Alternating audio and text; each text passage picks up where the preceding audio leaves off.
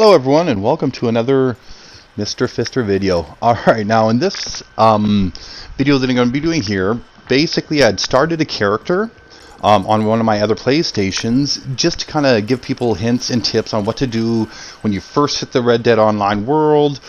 Unfortunately I wasn't able to transfer any of the video files, so right now we're just watching my regular character. He's sitting at around I think 182 right now, level 182.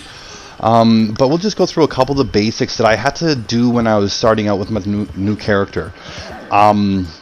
So, like, I mean, a lot of the stuff that I was dealing with is a lot different than when we see the videos geared for now. A lot of the videos we see show us what the best horses are, the best saddles, the best guns. Unfortunately, at the beginning of the game, you really don't have access to any of this, and a lot of those videos have nothing to do with what you're going to be doing and how to get to those points. So I'm going to go through the video here today, just show you a couple little things.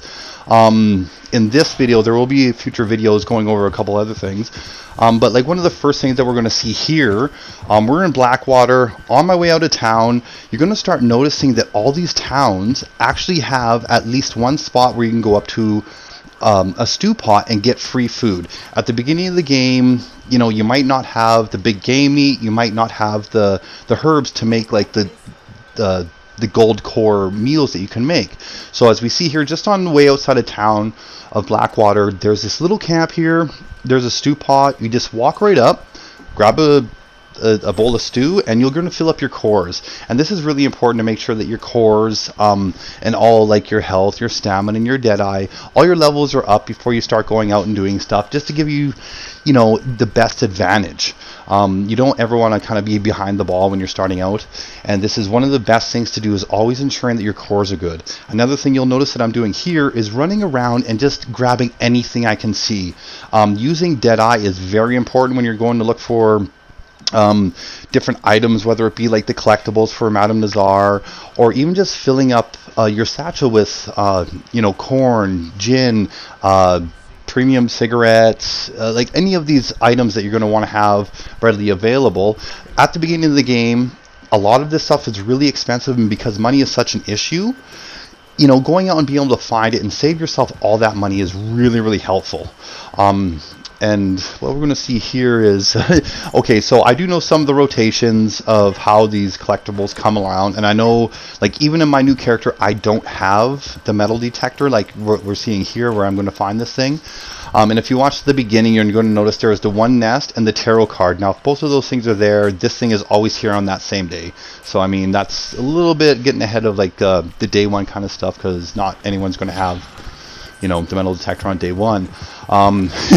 And another thing to note is, no matter what level you are, you're going to be crashing your horse probably quite a lot. It's actually one of the hardest struggles that I have with the game recently, is being able to stay on my horse and having him not hit into fences and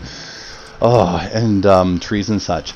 Alright, so to start, we went over the stew pot. Now this part here is really easy and quick way to get experience, a little bit of money, and some gold. What we're going to be doing is working on one of the awards right now. The award that we're going to be going for is the picking 1,000 herbs, tasting 20 herbs, and selling 100 herbs to a doctor. Now you just saw there, I just put on my deadeye. We can see there is about 13 different herbs there. And as we walk over just to this place, and again, I just want to note that we're right beside that, the post office and the train station there, right in Valentine right now. And right there, again, we saw another about, I think there's like 16 herbs in that location. And we just go down the hill here. There's going to be a couple more locations just in and around this area.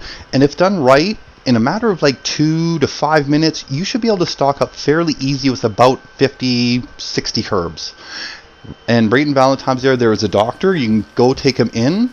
I think I was able to get about 74 before I went in just a little short amount of time on the game that I had started on my other file.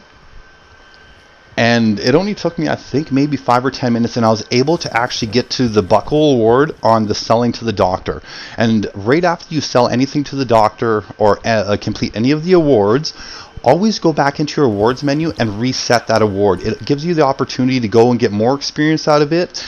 By resetting it, they're going to give you 0.4 gold bars, right? And with the experience, to go from any of these things, there's typically 5 different tiers. You're going to get 50 experience, 100 experience, 150, 250, and then 500 consecutively throughout the 5 tiers of the awards. So by the time I'm done doing selling the 10 herbs to the doctor and testing them out, if you get the one for testing 20 herbs, unfortunately that's one of the ones you can't reset. But to sell them, you can actually do this over and over. Just collect a bunch of herbs. Here's another really great place that's really close by to the Valentine's Day. You can see Twin Rock just off on the left, and look how many herbs are just sitting in this one location. Like, this is actually one of the things that, had I would have known the first time around, my level would have been on day 1 probably around 15, because that's where I got level 16 on day 1. And it was just like these little tips of how to get fairly quick experience at a low level, so you don't have to worry about having your varmint rifle, which is something that you don't have right off the bat. The bolt action rifle, both of these are really great for hunting and definitely worth buying as your first weapons. Another thing I want to mention is at the beginning of the game, actually throughout the game, this one tip here is actually, you'll notice a lot of people doing it. And it's basically, if you're going to get carcasses, stuff like that, you can only hold one on your horse when it comes to these larger carcasses with the pronghorns and the deers. If you come across another one, you do have the option to drag it behind your horse, right? And this effectively just doubles the amount of animals you can bring back to the butcher, helps increase the amount of money that you generate through your hunting. Hunting is one of the best ways to get money at the beginning of the game, and I actually grinded it for the first 50 levels on my first go around with the online. I found it really more consistent than a lot of these people that talk about the glitches and the duplications. I'm not big with the glitches and stuff like that. I have tried a couple of them. It turned out to be really tedious, really annoying to try to do something that, a lot of times doesn't work out in the end. And I found just grinding the game out, learning more about the game mechanics, and having fun in the game, actually, I was getting more money and more experience than a lot of these guys that waste their time and just try to cheat the game. There's really no award to like just short cycling to the highest level and something like this. There's so much to enjoy in this game, and I always recommend, instead of glitches, go out and play the game, grind it for a little bit, find the game mode that really fits your little, your gameplay, your game style. Alright, yeah, so that was me just selling off the 2 carcasses. I did keep the 1 carcass because this is my main character, and I do have the trader, and I always want to, it's one of the best ways to get excessive amounts of money really quick, but that comes at a higher level. And right here we're going to see there's another stew pot. This is like I said, back in Blackwater, there's usually one in every town. A really good way to help save money and not have to buy food and stuff like that. Keep your cores good. Another quick way to get say tonics, sometimes food items, money, is always searching saddlebags, right? I walk up to this horse here, I pat it, make sure it's a little bit calm. You don't want this guy to kick you in the head. He's got a pretty firm kick. And we're going to see here with taking out of the saddlebag that we actually get quite a bit of money, right? We got the gold, or the health cure, which is a gold tonic. It helps give you gold cores. I got $1.46. This is way more than you can actually loot off anybody. And the thing is there's always horses around when you ride into any town. So if you're going to be out and about and you see a horse, always check the saddlebags. But very important, make sure you calm them. Like I said, if this thing kicks you at a lower level, I've had it where it actually killed me in one kick. So just be very careful of that. You're going to want to calm it. You're going to pet it, get it calmed down to a like a happy state and less skitty, just so you can get into that saddlebag. Right, and actually I got a clip coming up right after here where you get to see him being kicked by the horse. It's it is actually rather funny to watch. Both yourself or any other players get kicked in the face by a horse. What do we get here? Oh, there you go. We get some snake oil, open guarma rum, some salted beef. So right there, just by going up to this thing, we got 6 different items. 2 of them were actual like gold tonics, right, that help the cores. Now this one here, I think again we get 1 gold tonic, open gin, some salted beef. All this is free. You're loading up your satchel. You're getting yourself kind of stocked up. Boom. For the bigger game. Now I'm back here with the trader, and the reason I went, and I just want to show you this real quick, is on my first day being a PlayStation member, I actually got this.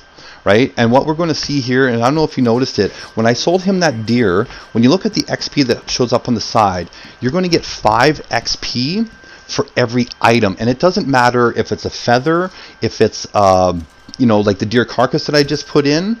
At a low level for the trader, you see over here my pheasant feathers, I have 8 of them. I'm going to sell those all, and I'm going to get 40 experience for that.